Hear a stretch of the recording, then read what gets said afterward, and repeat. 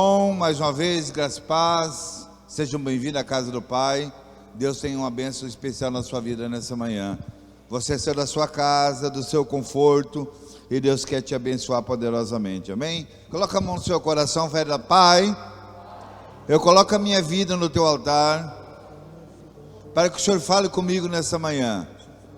O meu coração é uma terra que está pronta para receber a semente da tua palavra.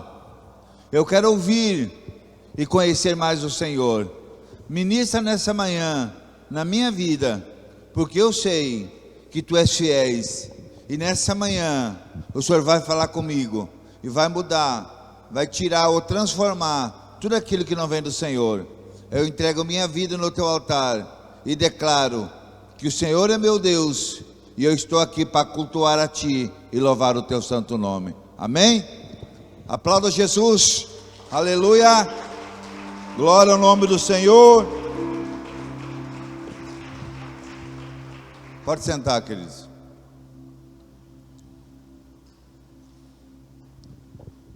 A gente começou hoje fazendo esse momento difícil de falar sobre pessoas que a gente às vezes perde aqui na terra, mas o céu ganha, e levando para a igreja às vezes algumas lutas e algumas dificuldades. Eu quero dizer para vocês que o próprio Jesus falou: no mundo terás aflição, mas tenha bom ânimo. Então nós não fomos levados, trazidos aqui para a terra, nós não somos cristãos, nós não somos separados por Deus para viver uma vida de harmonia sem problema, até porque o problema é necessário nas nossas vidas.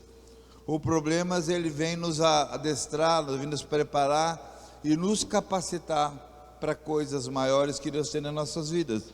Então eu quero falar hoje que Deus prova os escolhidos. Você que quer anotar a ministração, Deus prova os escolhidos.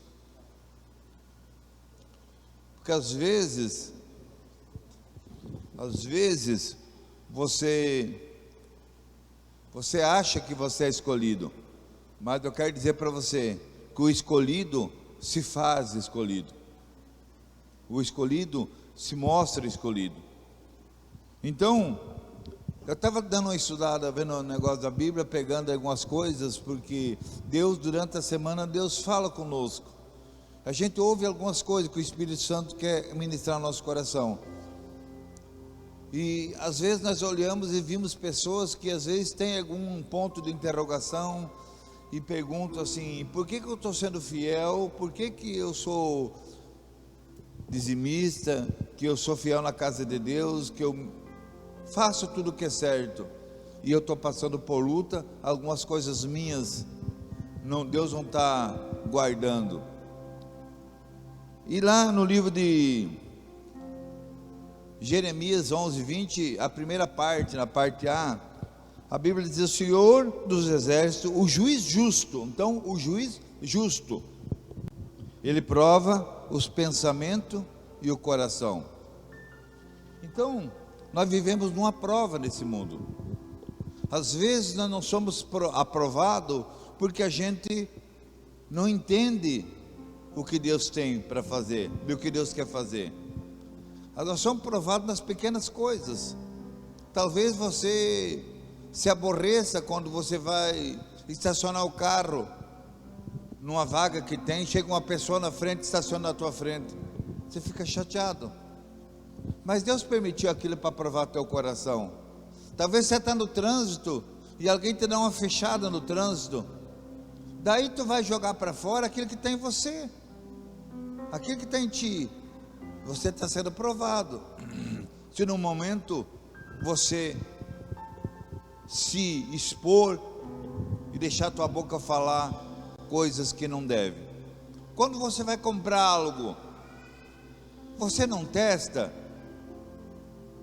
você não dá pressão naquilo para ver se aquilo aguenta o que a propaganda ou o que o vendedor está dizendo. E se aquilo não se levar para casa e ele não passar no teu teste, você vai lá e devolve, ele não foi aprovado.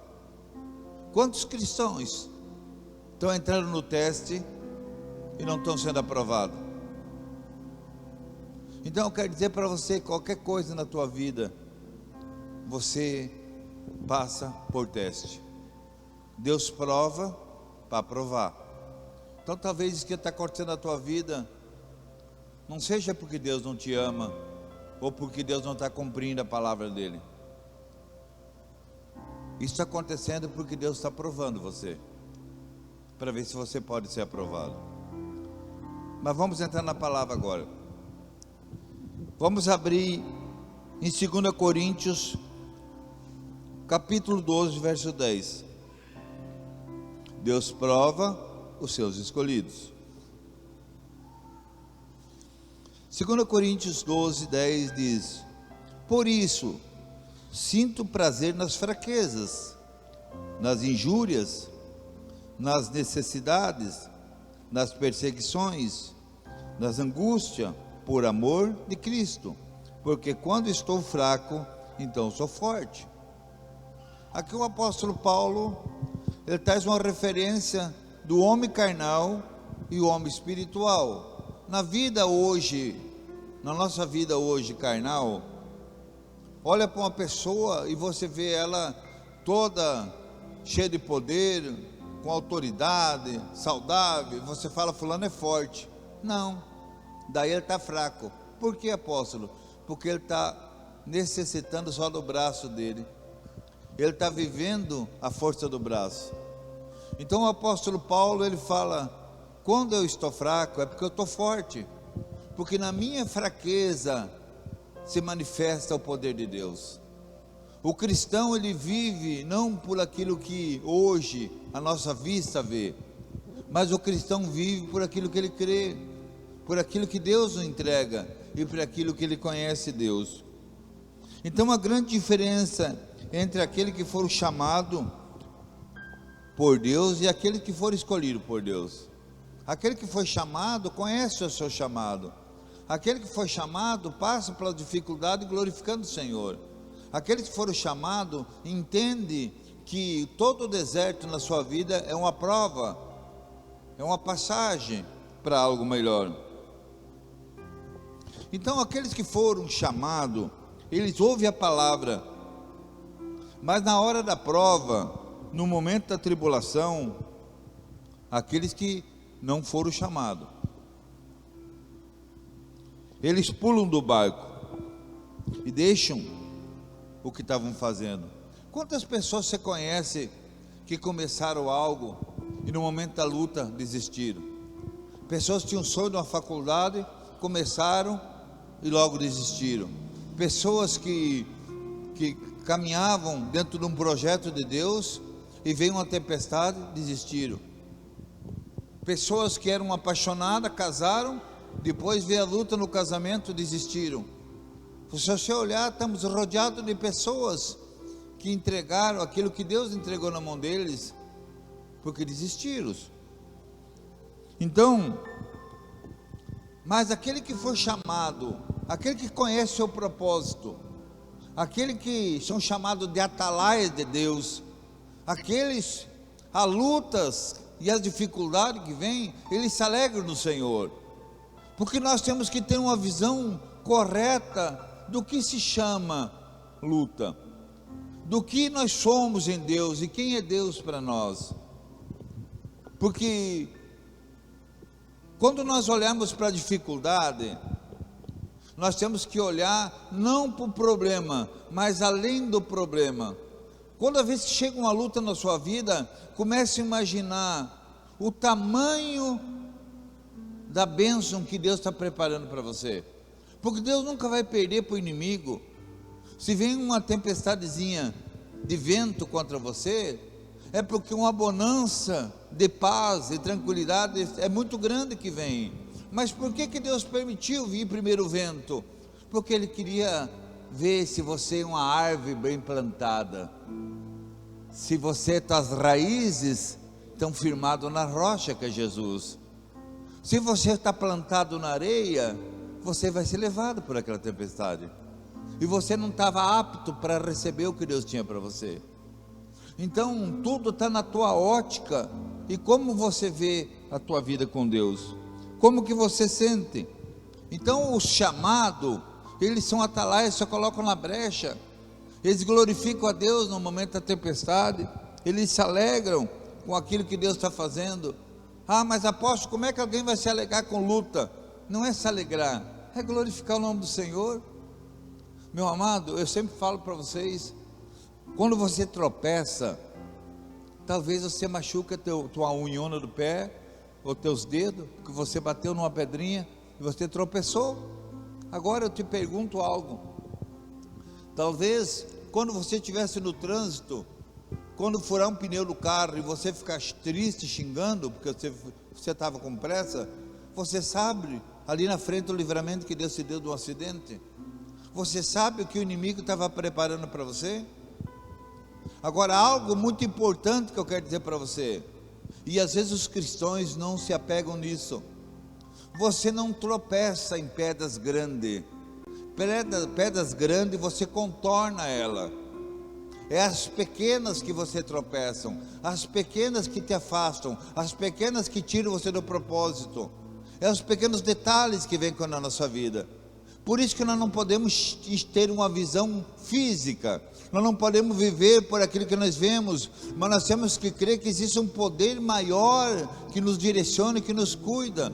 Existe um Deus que é Pai, que é Abba, que cuida de nós e que Ele nos dá direção.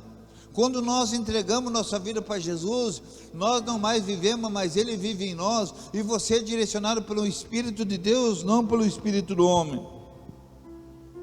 Então nós temos algum exemplo daqueles que foram chamados. Aquele que Jesus separou. Jesus fala assim: não fosse vós que escolhesse a mim, mas eu escolhi a vós. Olha o privilégio, amado. Não foi você que falou assim, eu quero Jesus. Não, você estava sentado, estava numa cadeira, e Jesus apontou para você e falou para o Espírito Santo: vá lá e busque ele para mim aqui, eu vou escolher ele. Você pensa que você saiu da tua cadeira para aceitar Jesus pela tua vontade? Deus foi lá e ministrou o teu coração e te chamou para essa conquista. Então Ele te escolheu, e Ele confia em você, Ele acredita em você.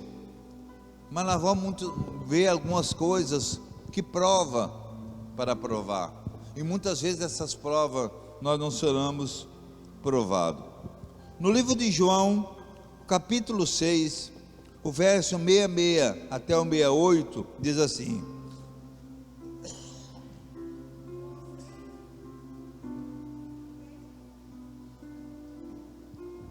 João 6, do 66 até o 68. Desde então, muitos dos seus discípulos tornaram para trás, e já não andavam com ele. Então disse Jesus aos 12: quereis vós também retirar-vos?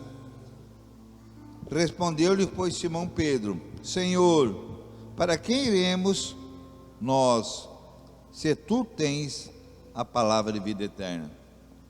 Por que Jesus provou os 12?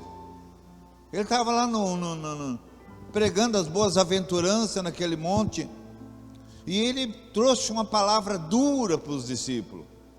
Ele trouxe uma palavra de edificação, ele trouxe algo que nós temos que olhar para Cristo, entender o propósito de Deus em tudo isso. E ele fala: vocês estão vendo, muitos estão se afastando de mim, muitos estão deixando a minha presença, muitos decidiram a caminhar sozinhos. E vocês, que eu escolhi para ser os pilares da igreja, vocês que eu escolhi para ser meus 12, vocês não querem ir com eles? Então houve ali um momento de decisões. Os 12 podiam dizer assim: tudo bem, o senhor foi muito duro mesmo, essa palavra não é para nós vamos embora. Muitas vezes, meus queridos, a vida proporciona momentos que você tem que decidir. A tua decisão vai mudar o seu destino, vai mudar o seu futuro, vai mudar a tua trajetória. Nós somos levados por decisões. Os 12 ali, Pedro na maior, era meio ignorante, meio nervoso, mas ele teve discernimento espiritual. e falou para Jesus: nós vamos para onde? Nós vamos para quem, Senhor? Só tu, só o Senhor tem vida eterna. Amado, muitas vezes nós abandonamos muitas coisas, abandonamos a vida espiritual, abandonamos ministério, abandonamos família, abandonamos coisas que vai ser uma tragédia na nossa vida. Eu sempre falo para a igreja e ministro isso para vocês: existe o rebanho, existe o cuidado de Deus sobre o rebanho. Deus está guardando ali o aprisco das ovelhas. O lobo não tem condições de chegar ali e tirar uma ovelha dali do aprisco, porque o pastor está cuidando, porque Deus está cuidando, porque o cachorro, o lobo está cuidando. O que o lobo faz? Ele traz uma tempestade, ele traz um susto no meio das ovelhas. Nesse susto, nesse tempestade, algumas das ovelhas se dispersam, algumas das ovelhas se amedrontam com o barulho, com a tempestade, e se afastam do meio do rebanho, e daí se torna uma presa fácil. Daí ela está só, ela saiu do meio do ministério, ela saiu do meio do convívio, ela saiu do meio do corpo, ela fica uma presa fácil para o inimigo. Então ali houve uma decisão dos apóstolos: não, nós não vamos para lugar nenhum, nós não vamos sair daqui, só o Senhor tem vida eterna, só o Senhor tem vida para nós. Muitos dos seus discípulos tornaram para trás, mas já não andavam mais com ele. Jesus olha para seus discípulos e fala, que ele tinha que fazer uma escolha. A convicção do chamado é que sabemos que fomos escolhidos. Então, se nós somos escolhidos, nós vamos para onde? Se nós somos escolhidos, nós vamos adorar quem? Que em outros países aí que alguém adora vaca, outro adora não sei o que, outro adora imagem. Para quem que nós vamos? Essa semana eu estava convidando uma pessoa para estar aqui com nós hoje, e eu vejo que ela não veio. E ela falou para mim: apóstolo, ou pastor, eu sou espírita. Eu falei: amém, filha. Eu fui 10 anos espírita. Ela abriu os olhos: mas como é que tu é pastor hoje? Diga: porque eu vi que eu estava numa escada emperrado, e Deus tinha degraus para me subir, e eu decidi subir, conhecer mais desse meu Deus. E eu falei para ela: eu sou a pessoa certa, eu e minha esposa, para te ajudar. Nós conhecemos os dois lados. Então muitas vezes as pessoas, elas ficam presas naquilo, no achismo, naquilo que levaram, naquilo que aprenderam. Nós somos pessoas que viemos, maioria de famílias católicas, famílias que estão presas numa religiosidade ou num padrão. Não, meus avós foram assim, meus pais foram assim, e eu também tenho que ser assim.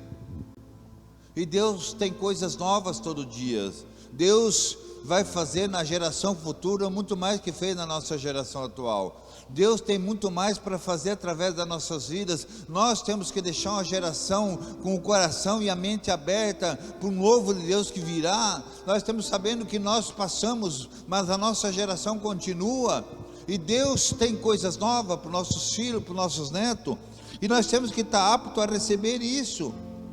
Então Jesus, Ele traz muitas vezes algumas provas para nós, como provou aquele povo.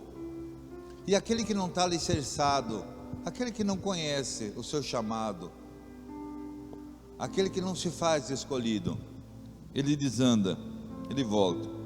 Nós vemos aqui o apóstolo Paulo. O apóstolo Paulo era um verdadeiro adorador, era um homem que foi escolhido por Deus. O apóstolo Paulo, antes dele, naquela estrada de Damasco, antes de ele ser derrubado do cavalo e ouvir a voz de Deus, ele também fazia algo que ele achava que era para Deus. Ele prendia os cristãos, ele falava: esse povo dessa seita do cristianismo, ele fazia algo que ele achava que era certo. Isso muitas vezes é um engano que nós, até como cristão, fizemos.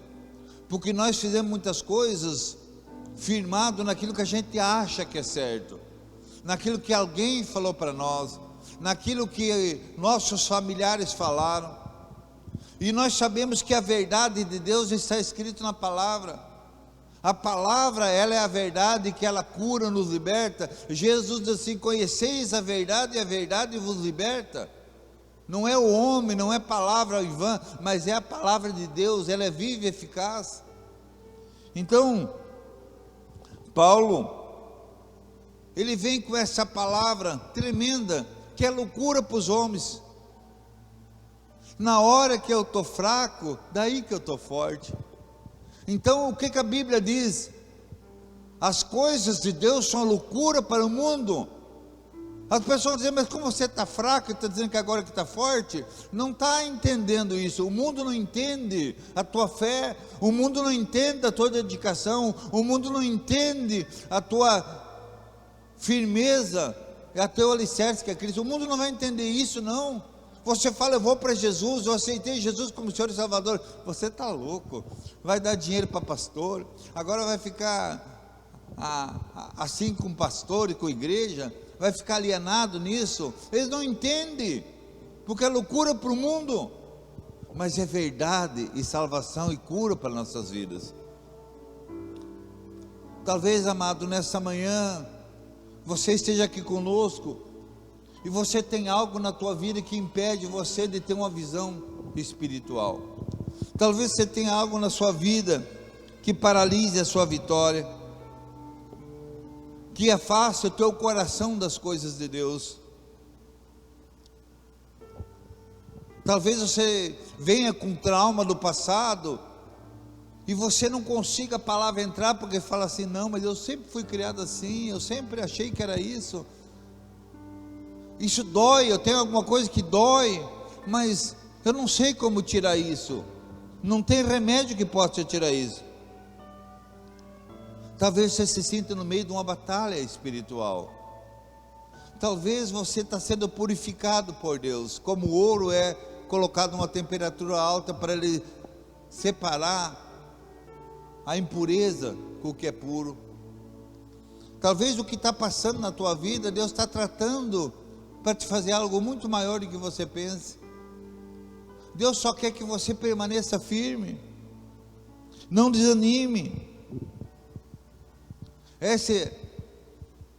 Essa pressão que você está vendo, que está oprimindo você, Deus está te provando se você é filho mesmo, ou se Ele pode confiar em você amanhã, se Ele pode entregar para você o que Ele tem para entregar, se Ele pode confiar que você vai tomar conta daquilo que é precioso. Então tudo está sendo uma prova. Não pense que Deus se esqueceu, meu querido. Não pense que nessa luta você está só.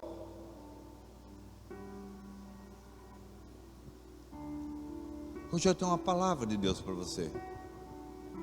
Nessa tempestade você ainda não morreu, porque o Senhor está contigo. Nessa tempestade Ele está pegado na sua mão. Às vezes você vê só um rastro na areia, não é o seu, é Ele que está te carregando no colo. Mas você precisa passar por aquilo ali. Deus exorta o filho que ama. Deus trabalha em nós como uma matéria impura. Deus quer tratar nosso coração, para nós ter um coração disponível para Ele. E se nós não entendemos o tratamento, o processo, nós ficamos pelo caminho. Aquele povo saiu do Egito para ir para a terra prometida, para 11 dias chegar na terra prometida, mas não passaram pelo processo e morreram no deserto. Quantos cristãos hoje estão parecendo no processo? Estão ficando pelo caminho porque não estão entendendo o tratamento de Deus, não estão entendendo que Deus está movendo a matéria, Deus está fazendo.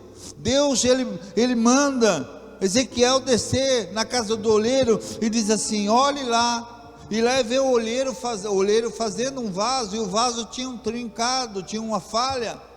O oleiro não conserta a falha, ele começa um vaso novo. Ele termina, que ele para com aquilo e faz tudo novo. Deus quer fazer tudo novo na sua vida, mas você precisa passar pelo processo para ser restaurado novamente e ser aquilo que Deus espera de cada um de nós. Amém, igreja? Passe pelo processo glorificando o Senhor. Entenda que Ele é Deus. Em Provérbios capítulo 3, o 11 e o 12 diz assim: filho meu, não rejeita a correção do Senhor, nem te enojes ou se afaste da sua repreensão, porque o Senhor repreende a quem o ama. Não rejeite, deixe Deus fazer esse boneco, deixe Deus consertar. Aceite a palavra dói, mas ela traz cura. A palavra, ela traz uma restauração na nossa vida, porque ela a Bíblia, ela diz assim em João capítulo 1, verso 1, Ele era o verbo, Ele se fez carne, para viver no meio de nós. Jesus pagou um preço para restaurar nós do pecado, da condenação do inferno. Então a palavra é o verbo vivo, é a palavra viva, é o próprio Deus falando com nós.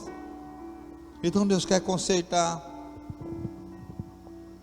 Nós temos que, amado, como filho de Deus, levantar nossa cabeça e glorificar o Senhor nas lutas, porque o único que pode vencer é aquele que não se abate no momento da dificuldade, é aquele que tem uma visão ampliada do que tudo Deus está fazendo. Só assim nós vamos chegar. Talvez na tua aliança, no teu casamento, quando nós tivemos uma rede de casal ontem, foi lindo. Quem não veio pode vir na próxima, porque aquela de ontem foi maravilhosa.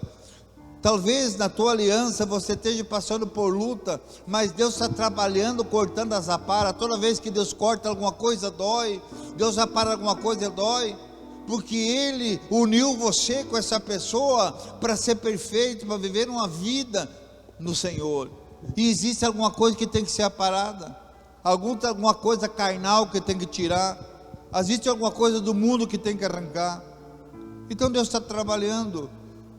Talvez a tua vida financeira, você está passando por luta, você está dizimando, você está ofertando, você está fazendo oferta com propósito, e está dizendo: Senhor, eu estou fazendo, mas eu não estou vendo as coisas prosperar na minha casa, na minha carteira continua meia vazia ou com dificuldade. Deus está provando você, se você está sendo fiel, se você vai permanecer fiel. A gente sempre fala, quando uma pessoa decide, eu vou ser dizimista na casa de Deus, ele passa por um teste. Até o terceiro mês, se ele continuar firme, vai acontecer muita tempestade, mas se ele continuar firme, ele vence. Do quarto, quinto mês em diante começa a haver abundância, porque ele resistiu. Nesse meio tempo, desses 3 meses, vai dizer sem dúvida: por que eu comecei a fazer isso? Agora eu comecei a dizimar, tudo está dando errado. Agora eu comecei a dizimar, agora que o dinheiro não está chegando. Agora que eu estou ofertando na casa de Deus, parece que as coisas estão dificultando. Porque você está sendo testado, para ver se o teu coração está em Deus, ou o teu coração está numa negociação. Eu dou para o Senhor me dá. E Deus não quer isso. Você tem que entregar para Deus, porque é de Deus. O dízimo é dele, não é nosso. Eu tenho que ofertar para Deus, porque eu tenho que lançar uma semente. A palavra de Deus diz: semeie de manhã, semeie de meio-dia e semeie de tarde, porque você não sabe a semente que vai germinar.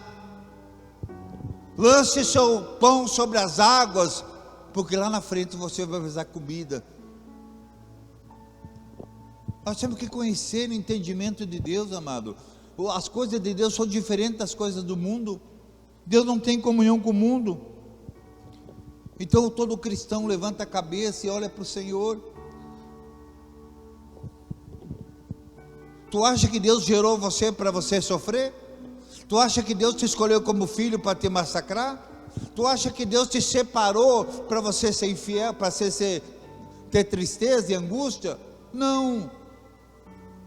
Mas como Ele te ama tanto, Ele te chamou, e Ele tem que tirar as impurezas que tem em você. Ele cuida, como eu falei na Jeremias 11:20, Ele discerne pensamento e restaura coração. Ele conhece o mais profundo no coração do homem. Então Ele prova. porque ninguém vai conquistar nada antes de ser provado para ser aprovado. Deus não chamou você para morrer no deserto. Deus tem uma terra prometida. Deus tem uma promessa na sua vida. Deus te chamou porque Ele tem um propósito muito grande na sua vida. Você não está aqui por acaso. Talvez você esteja aqui e não tenha tomado essa decisão de aceitar Jesus. Você começou a vir, começou a gostar da igreja, mas a Bíblia diz assim: aquele que a sua boca confessa, aquele que o seu coração crê, então está salvo.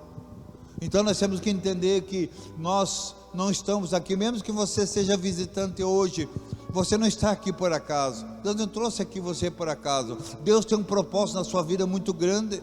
Deus te tirou lá de fora para trazer para cá, para te mostrar um caminho, a verdade e a vida na tua vida.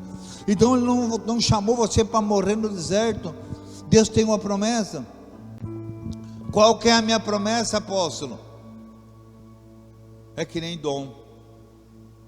Talvez o que você sonha aí não seja bem isso que Deus tem preparado, porque a Bíblia fala em 1 Coríntios 2,9: o que olhos não viram, o que ouvido não ouviu, o que não chegou no coração do homem, é o que Deus tem preparado para a sua vida. Amém? Talvez o que você sonhe seja pequeno, mas Deus tem coisas maiores para fazer na sua vida. Creia somente e receba. Não olhe para a dificuldade, não olhe para a luta. As lutas virão para que você possa romper e conquistar aquilo que Deus tem preparado para a sua vida. Amém, igreja? Aleluia! Glória a Deus! Para aplaudir a Jesus.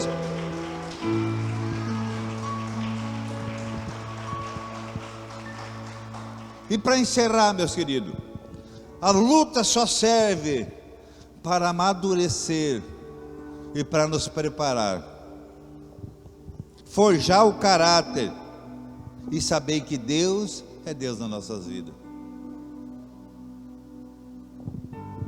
Você não é qualquer um. Aquele que criou o mundo, aquele que criou todas as coisas, foi Ele que te escolheu. Você é muito especial. Deus te chamou e Deus vai te sustentar. Nessa luta você não está sozinha. Você já é mais que vencedor em Cristo Jesus. Você já é um vencedor. Por isso você está aqui nessa manhã. Por isso você está nesse ministério. Você é especial para Deus. Você é especial para o Senhor. Você é chamado de filho de Deus e não de criatura, porque Deus te chamou com propósito, e Deus vai honrar, Deus vai te exaltar, Deus vai te colocar no pódio, porque Ele é Deus que nunca perdeu batalha, e Ele tem coisas grandes, porque Ele vai fazer, porque todas as coisas que acontecem na nossa vida, não são para a nossa glória, mas são para a glória e louvor daquele que criou todas as coisas, daquele que é poderoso para dar vida e vida em abundância. Amém? Glória a Deus. Aleluia. Para aplaudir Jesus, a Ele toda honra e toda glória, todo louvor e toda adoração. Eu queria pedir que os vencedores fiquem em pé. Aleluia. Aleluia. Glória a Deus.